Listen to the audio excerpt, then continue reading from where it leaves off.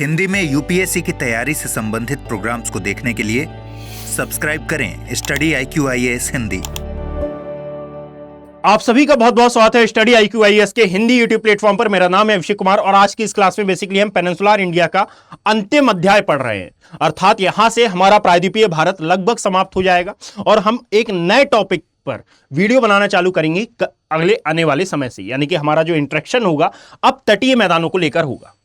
यहां पर मैं आपको बता दूं कि यूपीएससी सीएससी के हिसाब से ये सीरीज चल रही है और साथ में यदि अभी तक आपने मेरी सीरीज ज्वाइन नहीं की है तो मेरी आपसे एक रिक्वेस्ट रहेगी कि आप इस सीरीज को ज्वाइन अवश्य करें। एक बार देखें, कंटेंट इंप्रूव, आपका कुछ नहीं तो कंटेंट इंप्रूव होगा और content improve is must important in UPSC prelim and mains examination. तो याद रखिएगा कि भले ही ज्ञान कभी भी समाप्त नहीं होता है ना, आप भले ही पढ़ चुके हैं परंतु यदि आप बैठे हुए हैं तो एक बार प्लेलिस्ट देखें। तो आप यदि आपको कंटेंट पसंद आता है तो मुझे सपोर्ट करें और यदि नहीं है तो भाई वीडियो तो ढेर सारे पढ़ें, परंतु मेरा ये मानना होगा कि एक बार आप मेरे वीडियोस को देखें जरूर। वहां पर यदि आपको पसंद आता है तो अपना पॉजिटिव रिस्पांस जरूर देकर जाएं। इन वीडियोस को ज़्यादा से ज़्यादा लाइक करिएगा, कमेंट करिएगा और ज़्यादा से ज़्यादा शेयर करने का प्रयास करिएगा। एक्चुअल में इसमें जितना ज़्यादा एंगेजमेंट आएगा मैं उतना ही अधिक मोटिवेट होऊंगा और आगे ऐसे वीडियोस लाने के लिए। और शायद ही पूरा कंप्लीट एनालिसिस इंडियन ज्योग्राफी का अभी तक अवेलेबल है पूरे यूट्यूब में, तो मैं यहां पर पूरी इंडियन ज्योग्राफी यूपीएससी सीएससी के पॉइंट ऑफ व्यू से, साथ में इसमें जहां पर जियोपॉलिटिकल एंगल जरूरी होगा, जहां पर एनवायरमेंटल एंगल जरूरी होगा, उसको भी मैं कवर कराने का प्रयास कर रहा हूं। तो मेरी आपसे बस एक रिक्वेस्ट है कि इन वीडियोस को ज्यादा से ज्यादा सपोर्ट करें, ज्यादा से ज्यादा लाइक करें, अपना पॉजिटिव रिस्पॉन्स दें और साथ में इनको शेयर करना ना भूलें ताकि इन वीडियोस में एंगेजमेंट आ सके। अब मैं आपको बता देता हूं कि प्रायद्वीपीय भारत में हमने पहाड़ियों और साथ में अर्थात पर्वतों और पठारों के बारे में डिस्कशन किया था। अब यहां पर हमारा अंतिम पठार आता है जिसे हम बेसिकली कॉल करते हैं, दैट इज ये वाला पार्ट जिसे कॉल किया जाता है मालवा प्लेट्यू या फिर मालवा का पठार। अब यहां पर मैंने जैसा पहले ही बताया है कि ये स्टेट पीसीएस के लिए भी इंपॉर्टेंट हो सकता है और यूपीएससी पॉइंट ऑफ व्यू से भी ये इंपॉर्टेंट हो सकता है, परंतु इंपॉर्टेंट बात यह है कि ये प्लेलिस्ट मेनली यानी कि जो टॉपिक वाइज चल रहे हैं, ऐसा कहीं पर भी नहीं लिखा है कि भाई यूपीएससी में जो पूछा जाएगा या फिर इंडियन ज्योग्राफी में जो टॉपिक्स हैं वो स्टेट पीसीएस में जाकर बदल जाएंगे। इंडियन ज्योग्राफी है ना, मतलब कि पेनिनसुलर इंडिया आएगा और पेनिनसुलर इंडिया यदि आपके सिलेबस में है तो ऐसा बिल्कुल नहीं है कि भाई यूपीएससी ने पूछ लिया है तो स्टेट पीसीएस नहीं पूछेगा। क्लियर? तो आप ऐसे बिल्कुल भ्रमित ना हो। कारण यह है कि भाई कई लोगों का डाउट रहता है कि बस यूपीएससी के लिए इंपॉर्टेंट है क्या ये सीरीज? नहीं, यदि आप पढ़ रहे हैं तो स्टेट पीसीएस के लिए भी उतनी ही ये इंपॉर्टेंट है। इवन स्टेट पीसीएस में आपको नॉलेज ज्यादा मिल जाएगा क्योंकि चल रही है यूपीएससी के बेसिस पर। तो फ्री ऑफ कॉस्ट यदि कोई चीज मिल रही है तो बुराई क्या है? अटेंड करिए, ज्वाइन करिए और पसंद आता है तो सपोर्ट करिए। क्लियर? और यदि आपको पीडीएफ चाहिए हो तो आप इसकी पीडीएफ भी डाउनलोड कर सकते हैं geography bye Abhishek Kumar Telegram channel पर, तो यहां पर भी ज्वाइन हो सकते हैं। यानी कि नोट्स बनाने की भी जरूरत नहीं है आपको नोट्स भी प्रोवाइड करा दिए जाएंगे इस टेलीग्राम चैनल पर, आप मुझसे कनेक्ट भी हो सकते हैं। चलिए बिना देरी किए, लगभग 3 मिनट हमारे समाप्त हो चुके हैं, तो बिना देरी किए हम प्रारंभ करते हैं आज का अध्याय जिसका नाम है मालवा का पठार। सबसे पहले तो आप इस मालवा के पठार की लोकेशन जान लीजिए, भाई ये कहां पर आपको स्थित दिखाई देगा। तो जैसा कि आपको पता है कि राजस्थान वाले एरिया से आपको अरावली माउंटेन दिखाई देता है।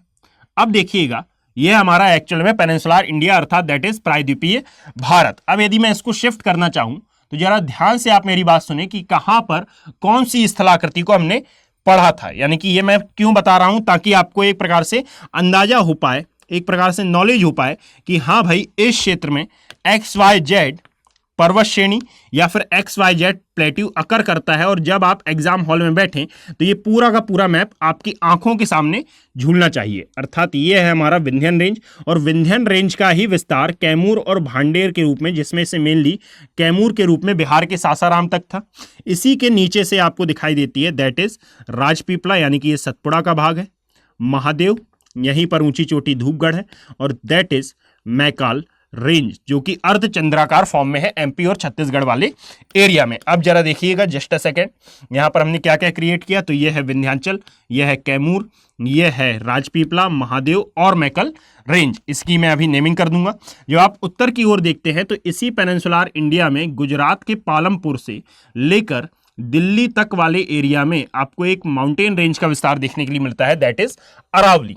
अब जब आप यहां पर देखेंगे तो देखिएगा, जस्ट अ सेकेंड, ये जो मैकल रेंज है इसका सर्वोच्च शिखर कहलाता है अमरकंटक, और अमरकंटक से एक रिवर का ओरिजिन होता है जो कि प्रायद्वीपीय भारत के विपरीत ढाल की ओर प्रवाहित होते हुए अपना मुहाना बनाती है खंबात की खाड़ी में। अब शायद आपको मालूम हो रहा होगा कि ये कौन सी नदी मैंने ड्रॉ की है, नर्मदा। जब आप नीचे की ओर आते हैं तो यहां महादेव पहाड़ी पर से एक रिवर का ओरिजिन होता है, दैट इज ताप्ती रिवर, और ये ताप्ती नदी भी अपना मुहाना बनाती है कहां पर, खंबात की खाड़ी में। अब देखिएगा ऊपर भी एक नदी है जिसको हम बेसिकली कॉल करते हैं चंबल। यहीं पर और रिवर्स आपको दिखाई देंगी, चंबल है, सिंध है, बेतवा है, केन है, सोन है, टूंस है, लूनी है, और साथ में यहीं पर आपको बनास रिवर भी देखने के लिए मिलेगी। परंतु इन सभी की हम बात करेंगे, थोड़ा सा आपको वेट करना पड़ेगा। क्लियर? तो यदि आप यहां पर समझेंगे तो एक्चुअल में अब इसके मध्य वाला जो पोर्शन आपको देखने के लिए मिल रहा है, अर्थात दैट इज यह वाला जो क्षेत्र है, यह पूरा एरिया कहलाता है बेसिकली मालवा प्लेट्यू, या फिर इसी को कॉल किया जाता है मालवा पठार। ये आगे तक विस्तृत है परंतु समझने के लिए इतना सफिशिएंट है।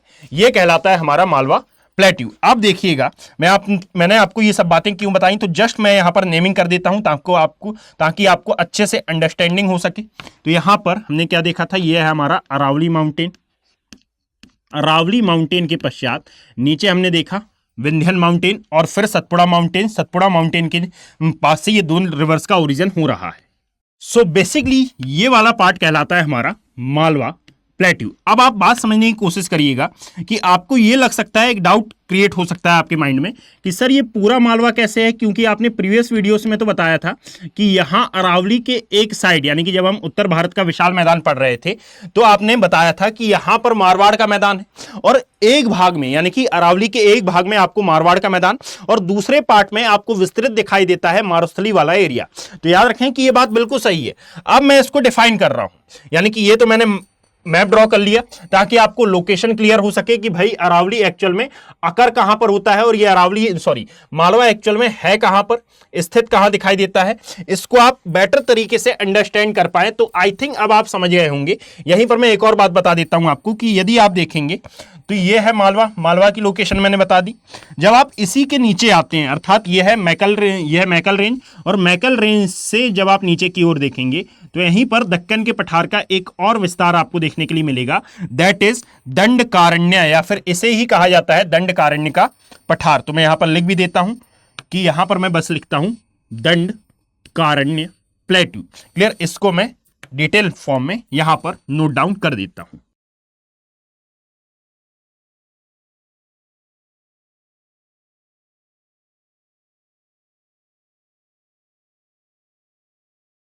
जिसे कई बार बस्तर का पठार भी नाम दिया जाता है, अर्थात इसी के एक भाग में, दक्षिणी भाग में विस्तृत है, मध्य से चालू होता है और दक्षिण तक जाता है। इसे ही कॉल किया जाता है एक्चुअल में बस्तर प्लेट्यू या फिर बस्तर का पठार। तो यहां पर मैंने ये नोट डाउन कर दिया।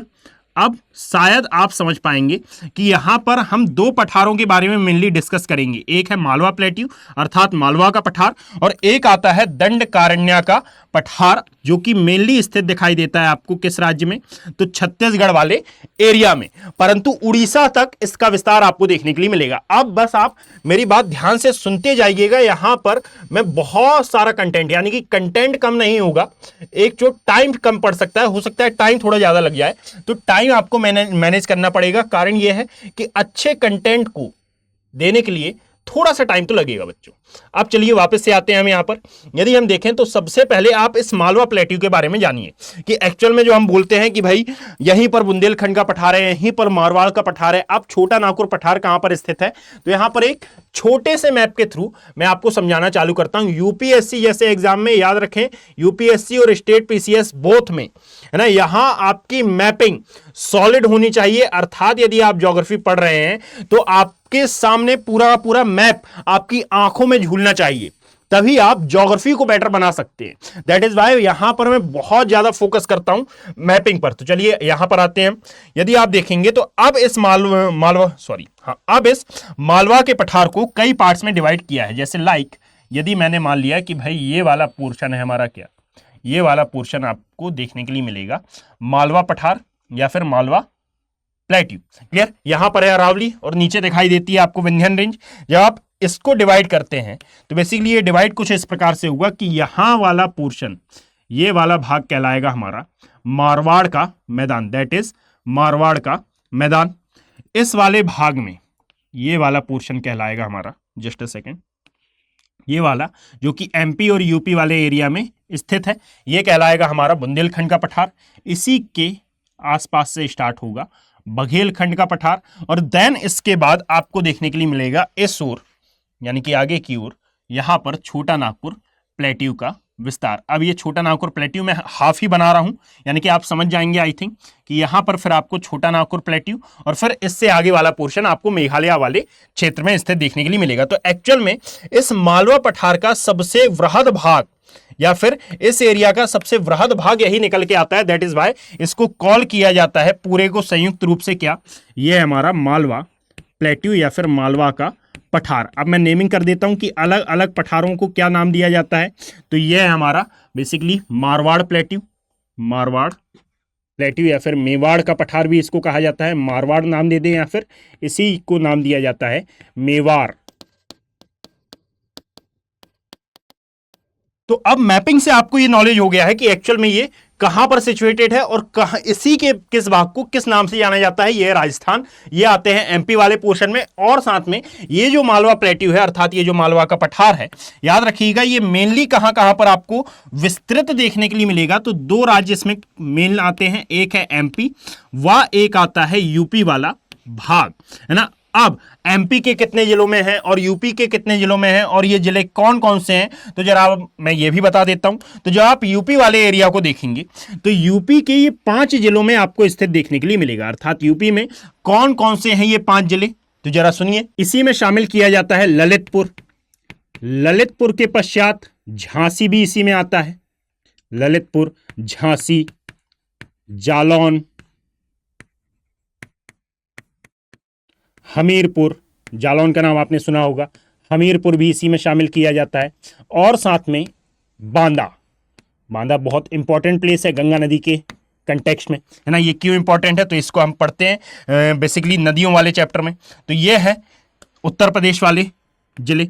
और साथ में यदि आप आगे बात करेंगे तो देखिएगा एक और है एमपी के कंटेक्स्ट में, और एमपी में जो दतिया, टीकमगढ़, ये वाली जो बेल्ट है बेसिकली यहां पर आपको विस्तृत दिखाई देता है क्या, ये पूरा का पूरा मालवा प्लेट्यू। यानी कि यहां पर अब मैं एमपी की बात भी कर लेता हूं कि एमपी में कहां कहां पर है ये, एमपी के जिलों में। तो यहां पर दतिया सबसे महत्वपूर्ण आता है, दतिया, दतिया के पश्चात टीकमगढ़, टीकमगढ़, छतरपुर और साथ में यहां दिखाई देता है आपको पन्ना। क्लियर? तो ये 4 डिस्ट्रिक्ट आपको इंपॉर्टेंट रूप से याद रखना है, छतरपुर और साथ में पन्ना। यदि आपको स्पीड कुछ धीमी लगे तो आप इसको 2x में करके या फिर थोड़ी सी स्पीड बढ़ाकर भी इस वीडियो को देख सकते हैं। चलिए आगे हम चलते हैं। जब आप आगे बढ़ेंगे तो अब हम जानना शुरू करते हैं इसका ज्योग्राफिकल पॉइंट ऑफ व्यू। अर्थात मालवा पठार एक प्रकार का उर्मिल मैदान है, संप्राय मैदान है। तो संप्राय मैदान क्या होता है, उर्मिल मैदान क्या होता है, बेसिकली इसका निर्माण कैसे हुआ और निर्माण के अंतर्गत क्या क्या चीजें महत्वपूर्ण है, जरा इसके बारे में हम डिस्कशन करते हैं। तो चलिए अब मैं यहां से हेडिंग पुट करना चालू करता हूं, मालवा पठार, और इसके बारे में एक छोटी से छोटी और बड़ी से बड़ी बातों के बारे में हम डिस्कस करेंगे। बेसिकली यहां पर एक डिस्कशन बस हमारा नहीं होगा, वो है नदी जोड़ो परियोजना का। अर्थात यहां पर नदी जोड़ो परियोजना इससे संबंधित तो है, और किस प्रकार संबंधित है, तो जरा आप मेरी बात बस ध्यान से सुनते जाइए, कुछ नहीं छूटने वाला है। और जो रहेगा अर्थात नदियों वाले चैप्टर में जब हम डिस्कशन करेंगे तो वहां पर मैं आपको बताऊंगा नदी जोड़ो परियोजना के बारे में, और वहां पर भी इस मालवा पठार का रिलेशन या फिर कनेक्शन आपको डायरेक्टली देखने के लिए मिलेगा। तो चलिए एक बार शुरू करते हैं कि यदि हम मालवा पठार को देखें तो ये वास्तविकता में 2 प्रकार का मैदान है, यानी कि मैदान कई प्रकार के होते हैं, ठीक है। परंतु जब आप मालवा पठार को देखेंगे तो यहां पर 2 नाम बेसिकली आते हैं। एक तो ये संप्राय मैदान का उदाहरण है, संप्राय मैदान है ये, और सेकंड आपको देखने के लिए मिलेगा ये कि ये एक प्रकार का उर्मिल मैदान है, दैट इज इसे ही इंग्लिश में कहा जाता है, ये है पेनीप्लेन और ये है हमारा उर्मिल मैदान। इसे कहा जाता है रोलिंग प्लेन, यहां पर मैं लिख देता हूं, यदि आपको टफ लग रहा हो हिंदी में तो रोलिंग प्लेन। अब मैं आपको एक बात बता दूं कि यदि आप हिंदी माध्यम के छात्र हैं तो आपको हिंदी में प्रॉब्लम नहीं होनी चाहिए, और दूसरी बात कि हिंदी बोलने में आपको शर्म नहीं आनी चाहिए। भाई, जिस प्रकार हर भाषा अपने आप में महत्वपूर्ण है, वैसे ही हिंदी भी अपने आप में महत्वपूर्ण है। जो अच्छी हिंदी बोल सकता है, याद रखिएगा कि वो कोई भी लैंग्वेज बोल सकता है। ऐसा नहीं है कि इंग्लिश वालों के पास या फिर जर्मन लैंग्वेज वालों के पास ही दिमाग होता है ना, और वही एग्जाम क्रैक करते हैं। एक्चुअल में कॉन्फिडेंस लेवल डिपेंड करता है सर, है ना सर और मैम दोनों जो भी ये वीडियो देख रहे हैं। तो यदि आप कोई सी भी भाषा लेकर चल रहे हैं कि भाई यूपीएससी में मैं ये वाली लैंग्वेज पकड़ के चलूंगा, तो वहां पर इंपॉर्टेंट ये है कि आप उस लैंग्वेज को सॉलिड बनाएं।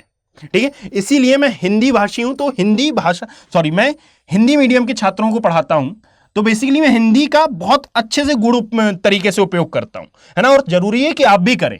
चलिए अब इन दोनों मैदानों को एक बार समझते हैं कि संप्राय मैदान या फिर उर्मिल मैदान क्या होता है। तो देखना, इसके लिए आपको समझना होगा कि एक्चुअल में इस पूरे मालवा के पठार का निर्माण कैसे हुआ है। तो निर्माण के संदर्भ में आप ये बात जानते हैं कि सर इसका निर्माण लावा के अर्थात ज्वालामुखी लावा के दरारी उद्गार के द्वारा हुआ है। अब किस प्रकार, तो यदि आपने प्रीवियस वीडियो देखा होगा तो वहां पर हमने दक्कन प्लेट्यू में यह बात कवर की थी कि एक्चुअल में इस पूरे दक्कन के पठार का निर्माण हुआ कैसे था। तो वहां हमने देखा था कि ज्वालामुखी लावा के दरारी उद्गार के परिणाम स्वरूप क्रिटेशियस काल में जब प्रायद्वीपीय भारत इस रियूनियन हॉटस्पॉट के ऊपर से गुजरा था, अफ्रीका महाद्वीप के आसपास मेडागास्कर के समीप जो आपको दिखाई देता है, तो इसका पूरे दक्कन के पठार का निर्माण हुआ। और दक्कन के पठार का ही विस्तार मालवा पठार है, मेवाड़ पठार है, और साथ में बुंदेलखंड पठार, दंडकारण्य का पठार, कर्नाटक का पठार, तेलंगाना, रायलसीमा का पठार, ये सभी इसी के एक्सटेंशन है। तो वास्तविकता में आप याद रखें कि इसका भी निर्माण उसी क्रिया के द्वारा हुआ है। परंतु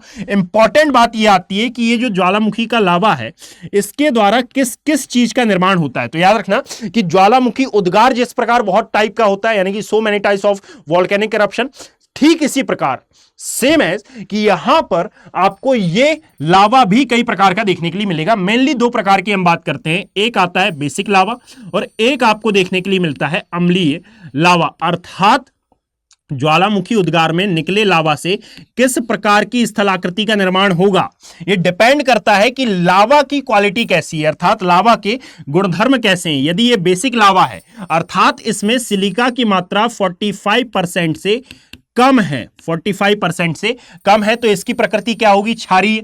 और यदि इसमें सिलिका की मात्रा 55% से ज्यादा है तो इसकी प्रकृति क्या हो जाएगी, अम्लीय। दैट इज, यदि आप यहां पर देखेंगे तो ये जो बेसिक लावा है अर्थात ये जो क्षारीय लावा है, ये कम गाढ़ा होगा, ये कम चिपचिपा होगा। तो ये जब पतली चीज है अर्थात पानी को आप डाल दें कहां पर, जमीन में, तो पानी अधिक दूर तक विस्तृत होगा। कारण क्या है, वो लिक्विड फॉर्म उसका ज्यादा है। और यदि वहीं पर आप शहद को लेकर जमीन में डालते हैं तो ज्यादा दूर तक विस्तृत नहीं हो पाएगा। कारण क्या है, वो थोड़ा सा गाढ़ा है। क्लियर। और चिपचिपाहट अब किसमें ज्यादा है ये आप अंदाजा भी लगा सकते हैं। तो यहां से आप याद रखिएगा कि ये जो क्षारीय लावा है ये बेसिकली जब किसी क्षेत्र में फैलेगा तो ये अधिक दूर तक विस्तृत होगा, अर्थात इसका जो विस्तार रहेगा ये ज्यादा होगा। और जब विस्तार ज्यादा होगा तो यहां पर जो बनने वाली स्थलाकृति है ये बेसिकली क्या होगी, ये बनाएगी पठार, यानी कि यहां पर फॉर्मेशन होगा प्लेट्यू का और पठार का।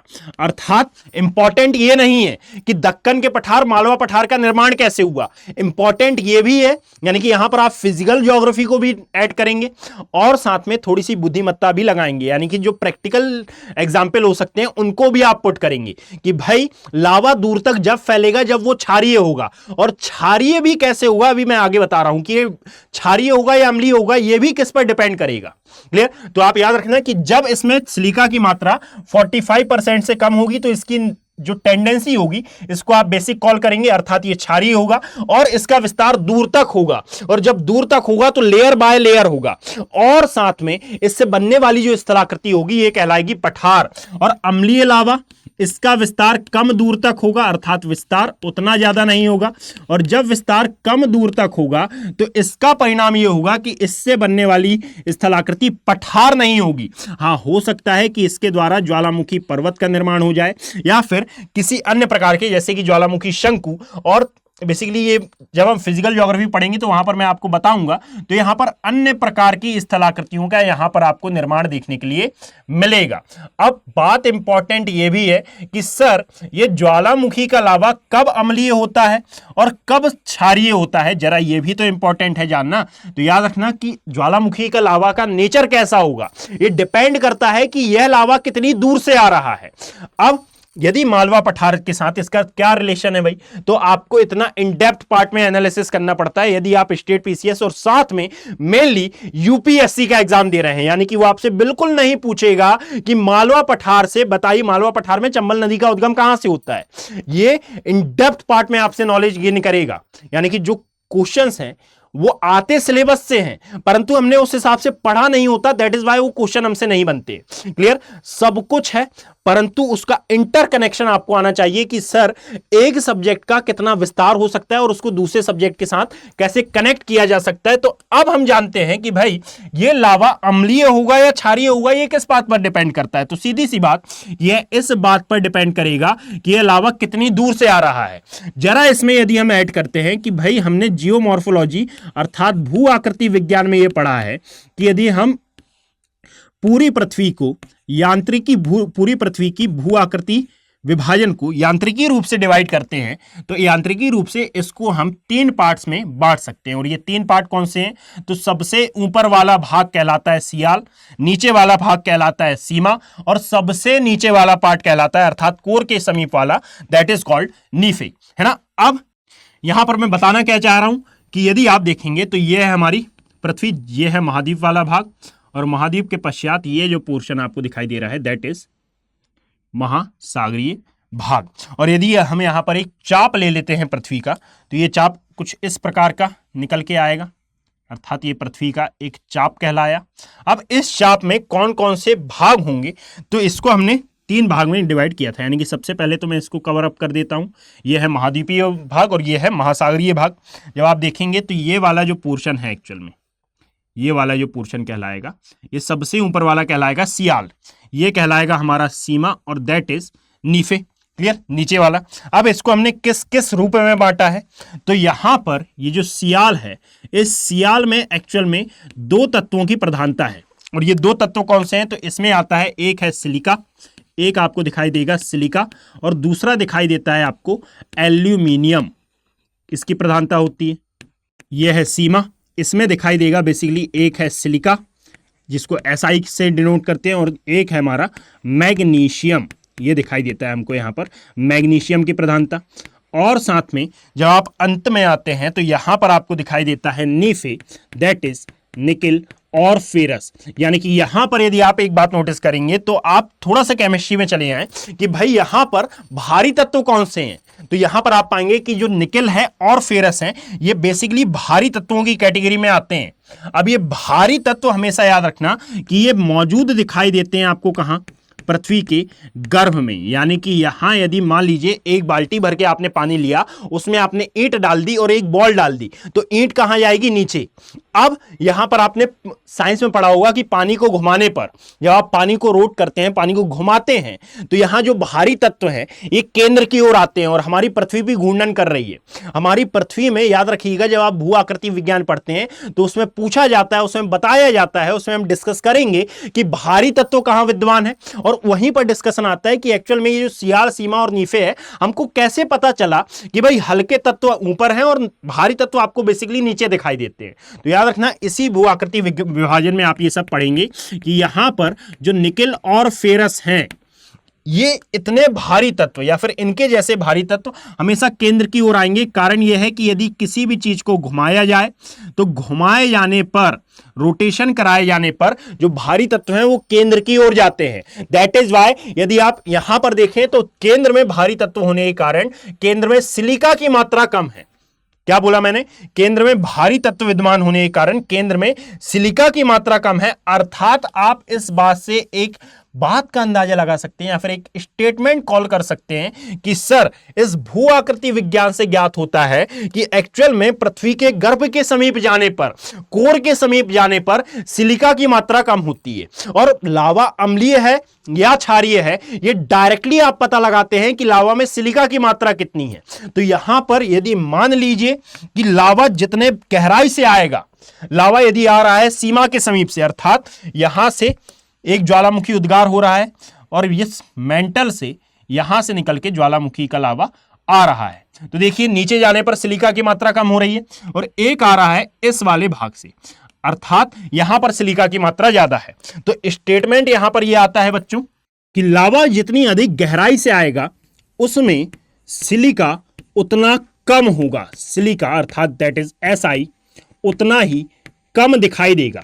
और सिलिका जितना कम होगा, लावा का नेचर, लावा की टेंडेंसी उतनी ही ज्यादा क्षारीय हो गई, और साथ में वो उतना ही अधिक विस्तृत भी होगा, उतना ही कम, क्लियर, और उतना ही ये विस्तृत होगा। और साथ में वहां पर जिस प्रकार की रॉक का निर्माण होगा वो बेसिकली कहलाएगी कौन सी रॉक। अब आप मुझे ये कमेंट सेक्शन में बताएंगे कि ये एक्चुअल में रॉक कौन सी कहलाएगी। चलिए मैं ही बता देता हूं, बेसाल्टिक रॉक। अब ये भी दो प्रकार की होती है, यानी कि एक होती है आग्नेय चट्टान और एक होती है बेसाल्ट चट्टान। बेसिकली जब ज्वालामुखी का लावा भूमि के अंदर जम जाता है तो that is called igneous rock या फिर आग्नेय चट्टान, और जब यही बाहर आ जाता है तो इसे ही कॉल किया जाता है बेसाल्टिक रॉक। अब ये हमारे लिए अभी इंपॉर्टेंट नहीं है। तो अब यहां पर हम वापस आते हैं, यानी कि ये निर्माण कैसे हुआ है, तो सेम एज दक्कन प्लेट्यू, परंतु यहां पर जानना यह आवश्यक था कि यहां पर कौन सा लावा किस स्थलाकृति का निर्माण करेगा और लावा की टेंडेंसी अर्थात लावा के गुणधर्म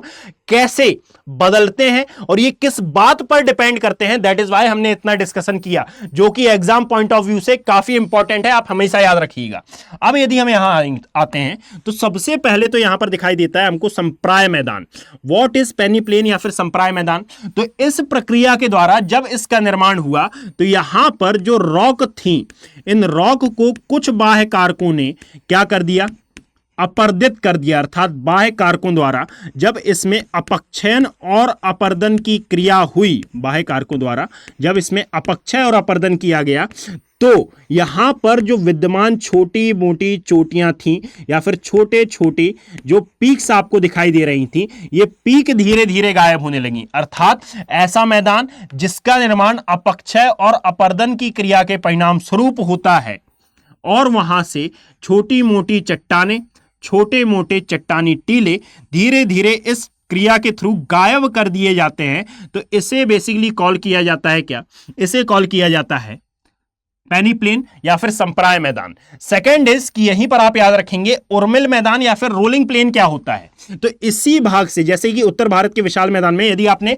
पंजाब के मैदान वाला वीडियो अटेंड किया हो तो वहां पर मैंने आपके साथ डिस्कस किया था बीहड़ क्षेत्र अर्थात उत्खात भूमि क्षेत्र। तो यहां पर एक्चुअल में नदियां जब अपनी घाटियों में प्रवाहित होती हैं तो नदियों द्वारा जिस मैदान को काट छाट दिया जाता है उसे कहा जाता है उर्मिल मैदान। परंतु ये काटना छांटना किस प्रकार, क्योंकि ये अपर्दन भी तो कई प्रकार का होता है। तो याद रखिएगा कि यहां जिस अपर्दन की बात हो रही है बेसिकली वो होना चाहिए हमारा गली प्रकार का अपर्दन, यानी कि यदि नदियां गली अपर्दन कर रही हैं तो गली अपर्दन के थ्रू जिस मैदान का निर्माण होगा। अब ये गली अपर्दन क्या है, तो कुछ नहीं, जहां पर हमने देखा था कि सर ये गली प्रकार का अपर्दन 3 प्रकार का होता है, अर्थात रील, रवाइन और गली, है ना। जहां पर आपको पंजाब वाले एरिया में किसकी समस्या, ड्रग स्मगलिंग, और साथ में यदि आप इस वाले एरिया में आते हैं तो चंबल के डाकुओं की समस्या। आपने वो मूवी देखी है ना शोले, शोले में वो जो गब्बर सिंह रहता है वो एक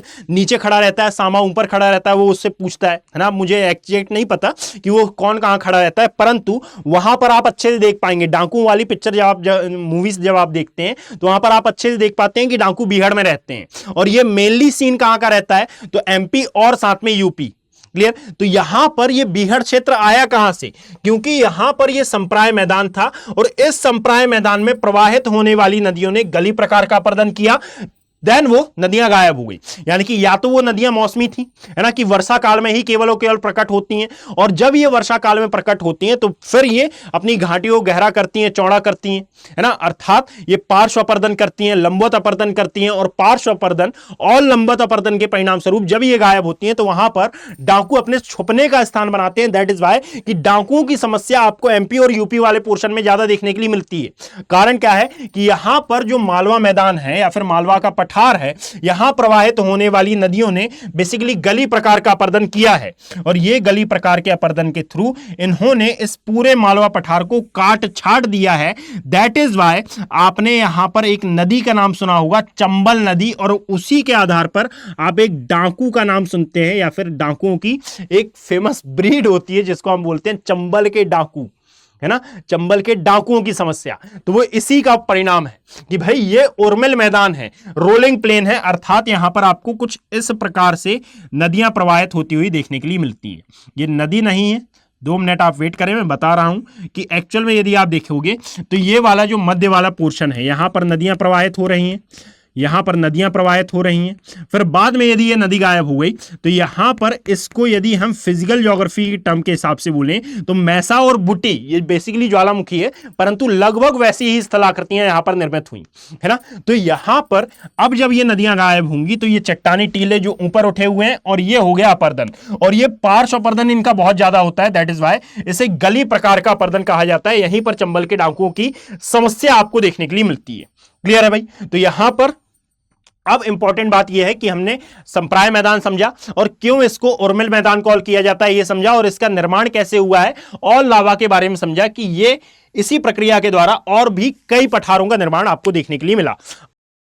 अब हम जानते हैं यहां पर पाई जाने वाली मृदाओं के बारे में, है ना। अब एक मृदा तो आपको कंफर्म डेफिनेटली हो गई होगी कि भाई एक मृदा तो यहां पर पाई ही जाएगी, और कौन सी है ये मृदा, यानी कि मृदा की बात करें या फिर इसी को कहा जाता है सॉइल, है ना। अब सॉइल प्रोफाइल की बात नहीं कर रहा हूं, उसका डिस्कशन सॉइल वाली चैप्टर में होगा, परंतु यहां पर यदि हम देखें तो चूंकि यहां पर प्रक्रिया हुई है ज्वालामुखी के दरारी उद्गार की, बनी होंगी बेसाल्टिक रॉक, तो एक मृदा तो यहां पर डेफिनेटली पाई जाएगी, और इसको कॉल किया जाएगा बेसिकली ब्लैक सॉइल या फिर काली मृदा। और एक मृदा आपको यहां पर एक और देखने के लिए मिलेगी, that is called red soil. अब रेड सॉइल अर्थात ये लाल मृदा किस एरिया में, किस क्षेत्र में दिखाई देती है, वो बात आप याद रखें कि लाल मृदा का निर्माण जब होगा जब संबंधित क्षेत्र में आपको मौजूद देखने के लिए मिलती हैं एक्चुअल में नीस चट्टाने, और ये नीस चट्टान आई थिंक आपको ज्ञात होगा कि ये आर्कियन क्रम की चट्टाने हैं, अर्थात ये आर्कियन रॉक कही जाती हैं। और ये मिलेंगी कहां पर, तो ये मिलती हैं बेसिकली बुंदेलखंड वाले एरिया में, अर्थात मैंने आपको पीछे इसका डिवीजन बताया था कि यदि आप देखेंगे तो इसी मालवा पठार के किस भाग को हम बुंदेलखंड का नाम देते हैं और किस भाग को हम बघेलखंड का नाम देते हैं, जिससे किसे मेवाड़ प्लेट्यू का नाम दिया जाता है, तो ये लिखा है। तो इस पोर्शन में आपको लाल मृदा देखने के लिए मिलेगी। अब लाल मृदा का विस्तार उन एरिया में होता है जहां पर अपेक्षाकृत वर्षा कम होती है, परंतु ऐसा नहीं है कि मालवा पठार पर वर्षा कम होती हो। इंपॉर्टेंट बात यहां यह है कि मालवा पठार पर सामान्यतः अच्छी वर्षा आप मान सकते हैं। कारण यह है कि 80 से 100 सेंटीमीटर यहां वर्षा होती है, यहां औसत वर्षा इतनी है, बावजूद इसके यहां का भूमिगत जल स्तर कम क्यों है। और साथ में यह काली मृदा का विस्तार है, काली मृदा का विस्तार है जिसको कहा जाता है चेनुजम। और इसकी विशेषता यह होती है कि भाई इसमें हाइग्रोस्कोपिक टेंडेंसी यानी कि वाटर कैरिंग कैपेसिटी इसकी बहुत अच्छी होती है। यह जल को अवशोषित करती है, और यदि जल को अवशोषित करती है और वर्षा 80 से 100 सेंटीमीटर हो रही है तो भूमिगत जल स्तर कम क्यों है।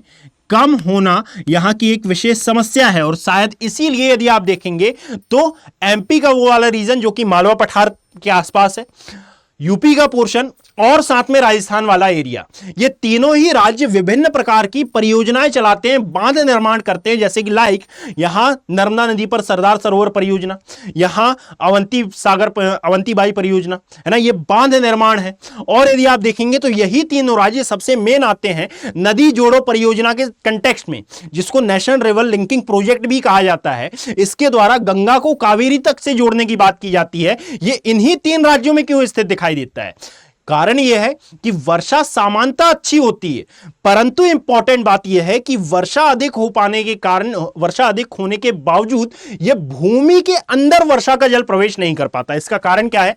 तो ऊपर यदि आप सपोज करिए, ऊपर है काली मृदा जिसमें वाटर कैरिंग टेंडेंसी बहुत अच्छी है, परंतु इसके नीचे यदि आप सॉइल प्रोफाइल को पढ़ते हैं तो यहां तो बेसाल्टिक रॉक है, और जब इस एरिया में बेसिकली बेसाल्टिक रॉक है तो ऊपर से जो पानी आ रहा है वो एक निश्चित गहराई तक जाकर फिर आगे और अंदर प्रवेश नहीं कर पा रहा है। और जब ये और अंदर प्रवेश नहीं कर पा रहा है, और इसका कारण क्या है कि यहां पर जो बेसाल्टिक रॉक हैं ये सॉलिड रॉक हैं, अर्थात ये पानी को अंदर प्रवेश नहीं करने देते, और जब अंदर प्रवेश नहीं करने देते तो यहां जो वर्षा जल है वो भूमिगत नहीं हो पाता, और यदि ये भूमिगत नहीं हो पाता है तो यहां पर सिंचाई के लिए जब भूमिगत ही नहीं हो पाया तो भूमिगत जल स्तर कैसे बढ़ेगा?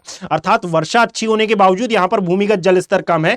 उसका मेन कारण है कि यहां पर इस क्षेत्र का लावा के द्वारा बना होना, अर्थात यहां पर लावा रॉक की मौजूदगी, जिसके कारण एक बेनिफिट हमको मिला ब्लैक सॉइल के रूप में, जो कि काफी फर्टाइल है, उतनी ज्यादा उपजाऊ हम बोल सकते हैं, परंतु याद रखें कि सबसे ज्यादा उपजाऊ तो मानी जाती है जलोढ़ मृदा, तो सबसे अधिक उपजाऊ का टाइटल इसको नहीं दिया जा सकता, परंतु हां उपजाऊ होती है ना। और ऐसी कई फसलों का इसमें उत्पादन किया जाता है जो कि प्रायः अन्य मिट्टियों में नहीं किया जाएगा। तो इंपॉर्टेंट तो है, परंतु बेसाल्टिक रॉक की उपस्थिति के कारण यहां पर आपको भूमिगत जल का स्तर कम देखने के लिए मिलेगा, और इसीलिए इस समस्या से निपटने के लिए हम यहां पर क्या चलाते हैं? नेशनल लेवल लिंकिंग प्रोजेक्ट, अर्थात यहां पर हम बांध निर्माण करते हैं। बांध निर्माण के साथ साथ यहां पर विभिन्न प्रकार की परियोजनाएं चलाते हैं, लाइक यहां पर मैं लिख देता हूं नदी जोड़ो परियोजना। अब जब यहां पर नदियों की बात आई है तो इंपॉर्टेंट ये भी हो जाता है कि भाई इस मालवा पठार की महत्वपूर्ण रिवर्स कौन सी हैं। तो यहां पर याद रखिएगा कि कई महत्वपूर्ण नदियों का उद्गम भी यहां से होता है, और साथ में कई महत्वपूर्ण नदियों पर विभिन्न प्रकार की महत्वपूर्ण परियोजनाएं भी चलाई जा रही हैं। जरा इसको भी हम समझने का प्रयास करते हैं कि ये एक्चुअल में कौन कौन सी परियोजनाएं हैं। तो यहां पर मैं अगला कंटेंट लिखूंगा, उससे पूर्व मैं आपको एक नेक्स्ट स्लाइड में यह बताता हूं कि यहां पर कौन कौन सी रिवर्स आपको प्रवाहित होती हुई देखने के लिए मिलेंगे। अब मैं नहीं ऐड कर रहा हूं इसमें बुंदेलखंड, नहीं ऐड कर रहा हूं बघेलखंड, मैं सभी को सम्मिलित रूप से मालवा पठार का नाम दे रहा हूं। फिर लास्ट में मैं बता दूंगा कि कौन से क्षेत्र में कौन सी नदियां प्रवाहित होती हैं। तो जरा अब आप मेरी बात ध्यान से सुनिएगा कि यह है एक्चुअल में हमारा मालवा प्लेट्यू, अर्थात दैट इज मालवा का पठार।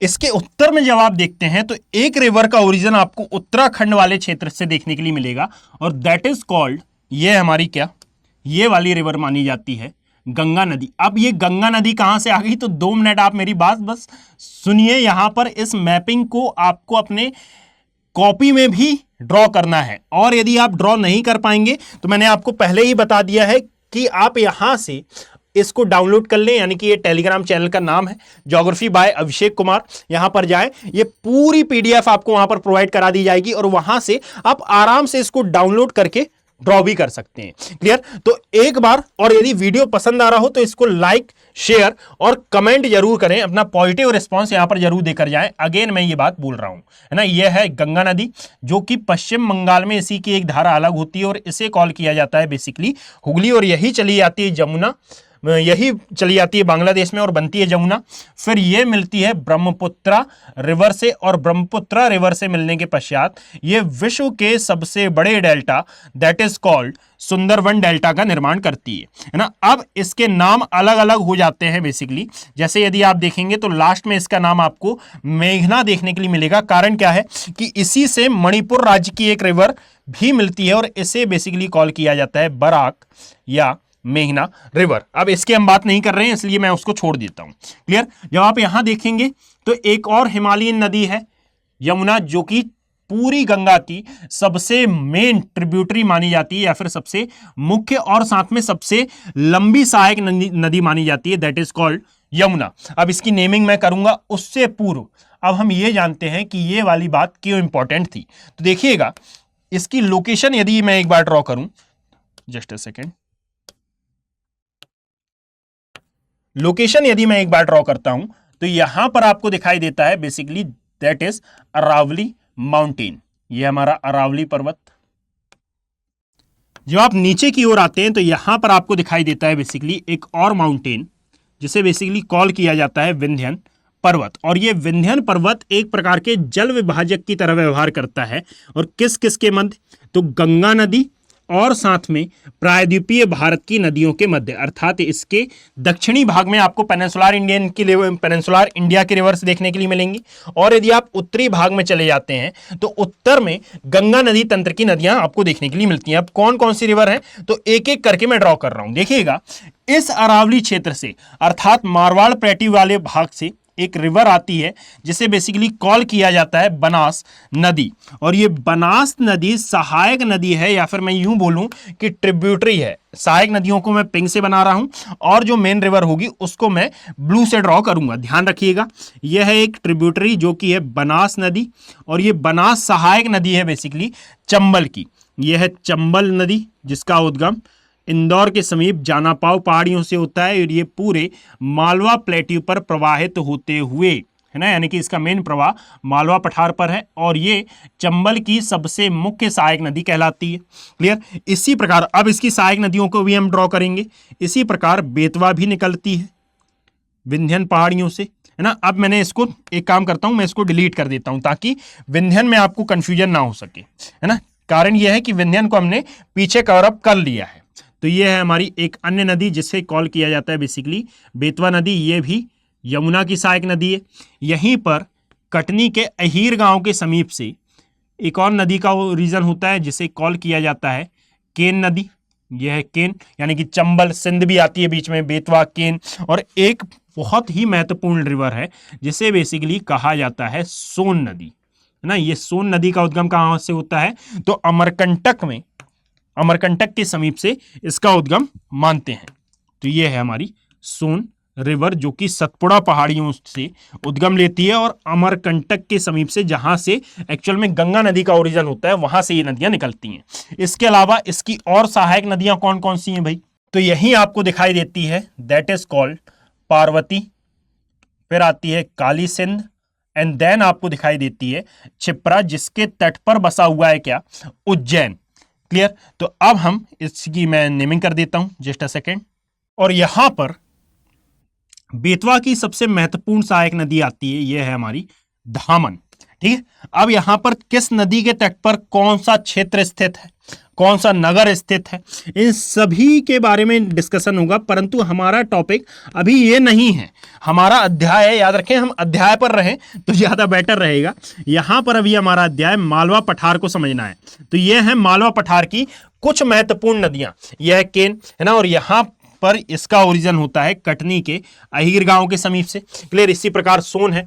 अब इंपॉर्टेंट बात यह है कि ये पूरी ही नदियों में जल की भरपूर मात्रा है ना, और जल की भरपूर मात्रा होने के साथ ही यदि आप इस पूरे मालवा पठार के ढाल की बात करें, यानी कि यहां पर यदि हम वापस से एक टर्म पर आते हैं उर्मिल मैदान, है ना, तो यहां पर नोट करके आप एक बात हमेशा याद रखिएगा कि एक उर्मिल मैदान की विशेषता यह भी होती है कि भाई रोलिंग स्थलाकृति यहां पर आपको देखने के लिए मिल रही है, और रोलिंग स्थलाकृतियां देखने मिलने के कारण यहां पर ढाल बहुत तीव्र होता है। यानी कि यहां पर जो नदियां प्रवाहित होती हैं वे बेसिकली तीव्रगामी होती हैं, और तीव्रगामी होने के कारण ये अपर्दन ज्यादा करती हैं।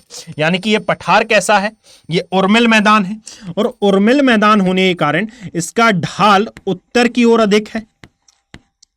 उर्मिल मैदान है तो ढाल तीव्र है, और जब ढाल तीव्र है तो यहां पर जो नदियां प्रवाहित होंगी वे इस तीव्र ढाल में प्रवाहित होंगी। तो यहां पर जो नदियां हैं वे अपर्दन ज्यादा करेंगी, अर्थात नदियों द्वारा अपर्दन की प्रोसेस ज्यादा होगी। और जब नदियों द्वारा अपर्दन ज्यादा किया जाएगा तो इसमें अवसादों की मात्रा अधिक होगी।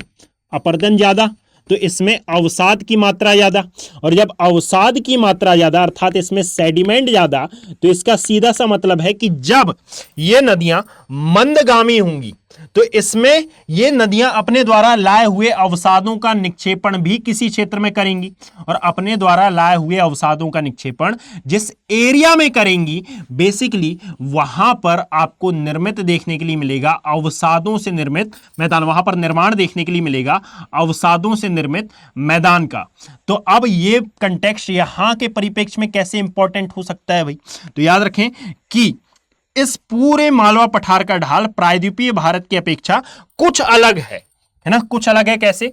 तो यहां पर हमने देखा था कि पूरे पेनिनसुलर इंडिया का ढाल आपको देखने के लिए मिल रहा था पूरे दिशा की ओर, अर्थात दैट इज बंगाल की खाड़ी सागर शाखा की ओर, है ना, बंगाल की खाड़ी की ओर, है ना। तो यहां पर इसका ढाल बंगाल की खाड़ी ओर था। परंतु जब आप उत्तरी भाग को देखते हैं और उत्तरी भाग का अध्ययन करते हैं तो यहां आप पाते हैं कि सर इसका ढाल उत्तर की ओर है, उत्तर की ओर है। दैट मींस कि यहां पर इसका ढाल आपको ऐसा नहीं मिलेगा कि सभी नदियां जा रही हैं और बंगाल की खाड़ी सागर शाखा में या फिर बंगाल की खाड़ी सागर में अपना जल विसर्जित कर रही हैं, अपितु ये गंगा की सहायक नदी कैसे बनी? क्योंकि यहां पर जब हमारा पेनिनसुलर इंडिया यूरेशियन प्लेट से टकराया तो अग्रभाग यूरेशियन प्लेट के नीचे गया, और जब कोई भाग नीचे जाएगा तो वहां पर ढाल आपको अपेक्षाकृत उस भाग में ज्यादा देखने के लिए मिला है जो नीचे की ओर गया है। अब चूंकि प्रायद्वीपीय भारत का प्रवाह उत्तर पूर्व की ओर हुआ और उत्तर पूर्व की ओर प्रवाहित होते हुए ये यूरेशियन प्लेट से टकराया, तो ये वाला भाग इसके नीचे सबडक्ट हुआ है। दैट्स वाई कि इस उत्तर भारत वाला ढाल या फिर प्रायद्वीपीय भारत का उत्तरी ढाल आपको कहां मिलता है? उत्तर की ओर, और इसीलिए ये नदियां तीव्रगामी होते हुए भी कहां प्रवाहित हो रही हैं?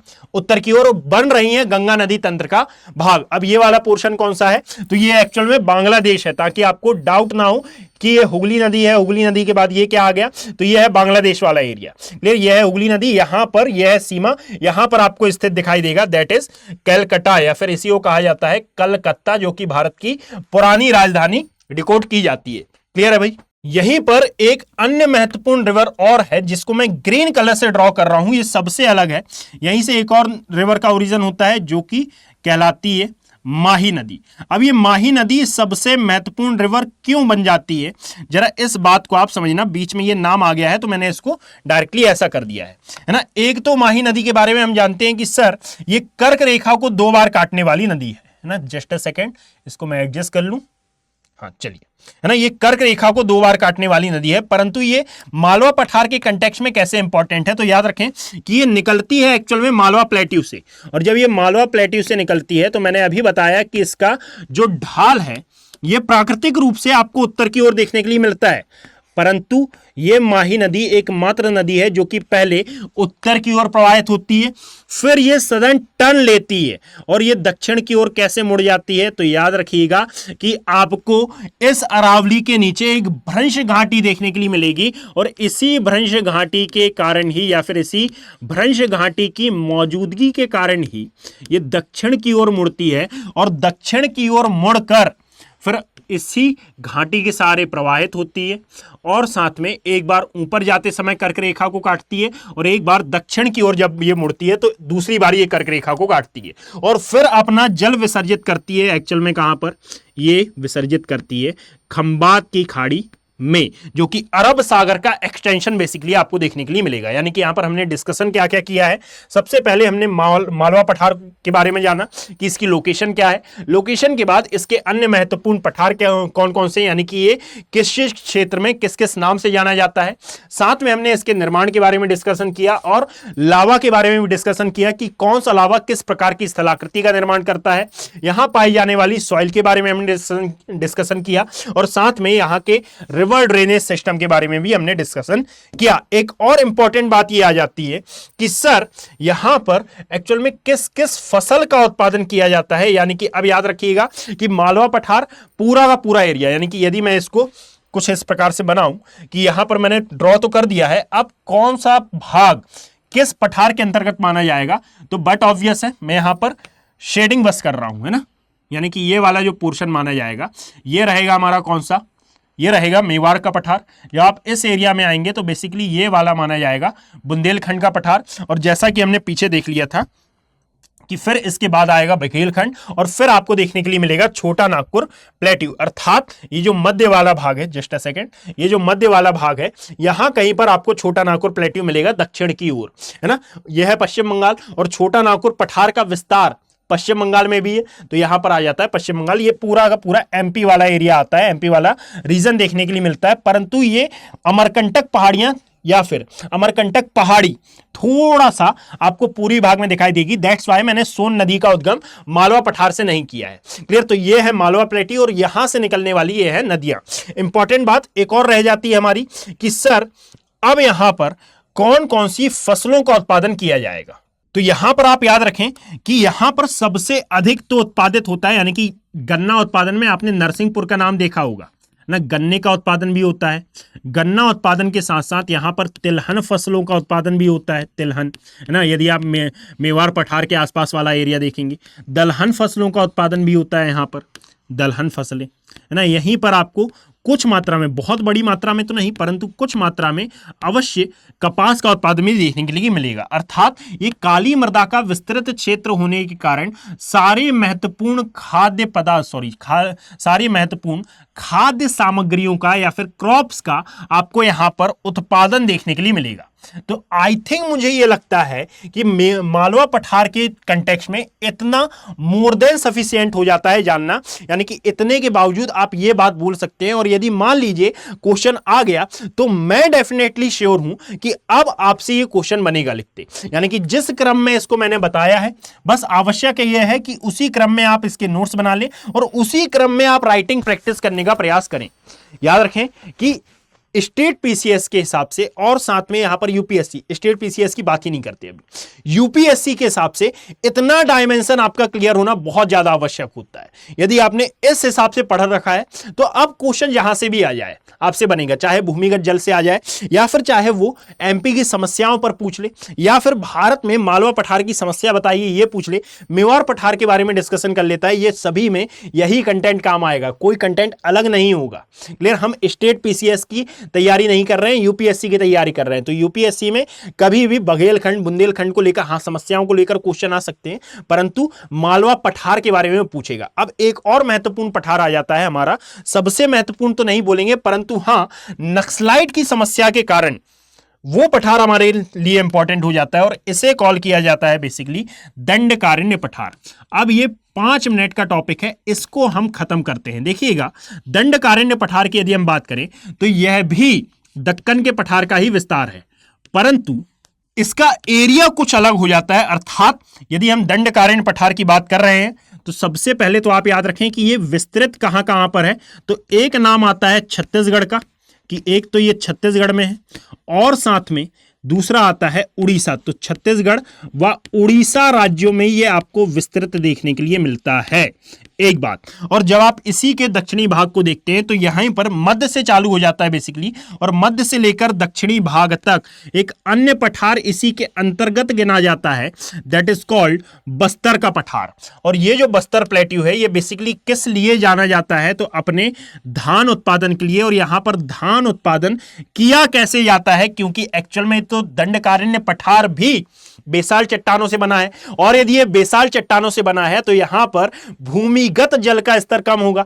अब याद रखें कि यहां पर महत्वपूर्ण नदियां हैं, नदियां नहीं है एक्चुअल में ये नदी है। तो यहां पर ये जो बस्तर पठार है यहां पर मौजूद दिखाई देती है, यानी कि इसी का विस्तार बस्तर पठार है।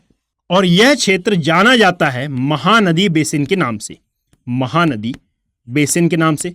और ये जो महानदी बेसिन है बेसिकली आप याद रखिएगा कि इस महानदी बेसिन में ही होता है किसका उत्पादन, तो धान का उत्पादन, वो भी प्रचुर मात्रा में।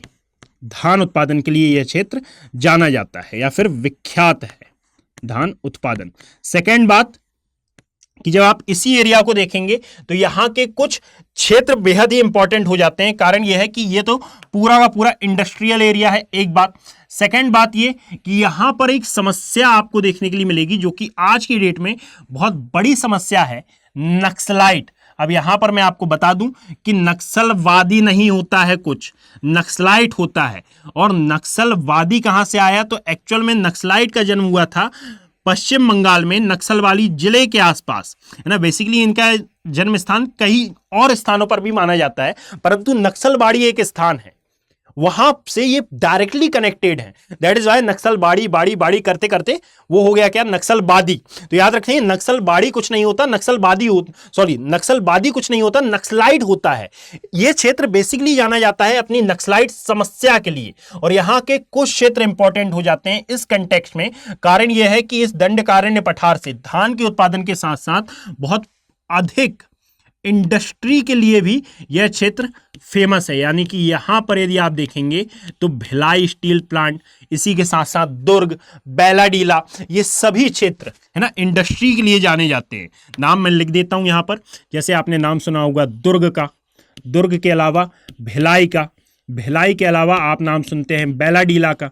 ये सभी क्षेत्र क्यों इंपॉर्टेंट है, क्योंकि यहां पर आपको बेसिकली उत्पादन देखने के लिए मिलता है आयरन ओर का, और ये आयरन ओर के लिए बेसिकली ये सभी इंडस्ट्रीज जानी जाती हैं, या फिर ये सभी स्थान जाने जाते हैं। क्लियर।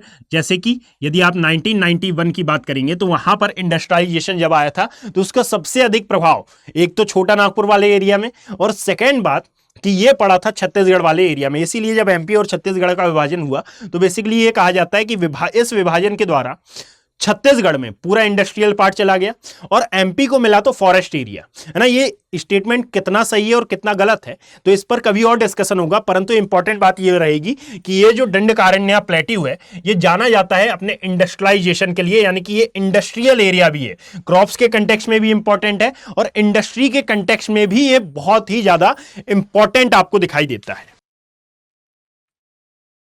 और इसी का एक क्षेत्र है जिसका नाम है देवभोग। यहीं पर आपको एक क्षेत्र भी देखने के लिए मिलेगा जिसे कॉल किया जाता है बेसिकली देवभोग, और ये देवभोग क्षेत्र इंपॉर्टेंट हो जाता है खनन के लिए। और किसका खनन, तो याद रखें कि यह क्षेत्र अपने हीरा उत्पादन के लिए जाना जाता है। हीरा उत्पादन के लिए यह देवभोग क्षेत्र जाना जाता है, जो कि दंडकारण्य पठार पर ही स्थित है। एक और इंपॉर्टेंट बात कि यहां पर एक अन्य नदी और है जिसको कॉल किया जाता है बेसिकली इंद्रावती नदी। क्लियर, इंद्रावती नदी, यानी कि कुछ इस प्रकार से आप समझ लें कि यहां पर ये वाला पोर्शन आएगा हमारा छोटा नागपुर प्लेट्यू का, ये है हमारा छोटा नागपुर का पठार वाला क्षेत्र। इसी में आपको विस्तृत दिखाई दे रही हैं, दैट इज राजमहल हिल या फिर राजमहल की पहाड़ियां, जिनका विस्तार आपको दिखाई देगा मेघालय प्लेट्यू। इनके मध्य से एक नदी, यहां पर एक नदी प्रवाहित हो रही है जिसे कॉल किया जा रहा है बेसिकली, ये है हमारी Mahanadi, that is Mahanadi basin. Clear. अब यहीं से प्रारंभ हो जाता है यह दंडकारण्य का पठार। ठीक है, यह है हमारा पूरा का पूरा दंडकारण्य प्लेट्यू। और जब आप आगे की ओर देखते हैं तो यहां पर एक अन्य रिवर भी आपको देखने के लिए मिलेगी, दैट इज ये है इंद्रावती नदी, है ना। यानी कि ये मध्य से प्रवाहित होती है लगभग। और जब आप नीचे की ओर आते हैं तो यहां पर एक अन्य प्लेट्यू भी आपको देखने के लिए मिलेगा, और ये प्लेट्यू कहलाता है बेसिकली, ये हमारा बस्तर पठार। ठीक है, अब मैंने जहां बनाया है कमेंट मत करिएगा कि भाई यहां पर नहीं है लोकेटेड है, ये मोर और लेस मुझे आपको नॉलेज देना था, that's why I draw. Clear. तो ये है हमारा पूरा का पूरा दंडकारण्य का पठार। दंडकारण्य पठार एग्जाम पॉइंट ऑफ व्यू से इंपॉर्टेंट नहीं है, मैं ये नहीं बोल रहा, परंतु हाँ इससे आने वाले क्वेश्चंस की संभावना कुछ कम रहती है, दैट इज व्हाई इसमें डेटा कम है। Is that clear. तो यहां पर आज के इस वीडियो में हमने बेसिकली कवर अप करने का प्रयास किया है मालवा प्लेट्यू को, और मालवा प्लेट्यू के अलावा इस दक्कन के पठार को, और इसी में हमने मालवा प्लेट्यू की कुछ महत्वपूर्ण नदियों के बारे में भी डिस्कशन किया। इसको मैं कंप्लीट कर देता हूं और यहां पर हमारा वीडियो समाप्त होता है। क्लियर। और यदि आपकी कोई क्वेरीज हो तो आप मुझसे यहीं पर पूछ सकते हैं, कमेंट सेक्शन में आप ड्रॉप कर सकते हैं, और मुझसे आप कनेक्ट हो सकते हैं geography bye Abhishek Kumar Telegram channel पर। एक बार जाएं, वहां पर मैंने प्रीवियस वीडियोस की भी PDF अपलोड कर रखी हैं, तो वहां से आपको काफ़ी नॉलेज मिल जाएगा। और मेरी आपसे एक रिक्वेस्ट है कि यदि आपको ये सीरीज पसंद आ रही हो तो अपना पॉजिटिव रिस्पॉन्स यहाँ पर जरूर देकर जाएं, इन वीडियोस को ज़्यादा से ज़्यादा शेयर करें, इसमें इंगेजमेंट बढ़ाएं ताकि मैं ऐसे ही और नए टॉपिक्स पर वीडियो ला सकूं। और यदि आपको लगता है कि मुझे किसी स्पेसिफिक टॉपिक पर भी वीडियो बनानी चाहिए तो आप मुझे वो कमेंट सेक्शन में मेंशन भी कर सकते हैं। जैसे कई स्टूडेंट्स का कमेंट आ रहा था कि सर मॉनसून पर वीडियो बनाएंगे, तो मॉनसून पर हम वीडियो क्रिएट करेंगे बच्चों, परंतु मॉनसून पर वीडियो थोड़ा टाइम बाद आएगा। कारण यह है कि एक सीक्वेंस के साथ हम चल रहे हैं। अब तटीय मैदान आएगा और तटीय मैदान के बाद फिर हम और आगे यानी कि सीक्वेंस वाइज आगे बढ़ेंगे। क्लियर? यदि आपको समझ में आ रहा हो तो आप इसको लाइक करें, कमेंट करें, ज्यादा से ज्यादा शेयर करने का प्रयास करें। धन्यवाद। हिंदी में यूपीएससी की तैयारी से संबंधित प्रोग्राम्स को देखने के लिए सब्सक्राइब करें स्टडी IQ IAS हिंदी।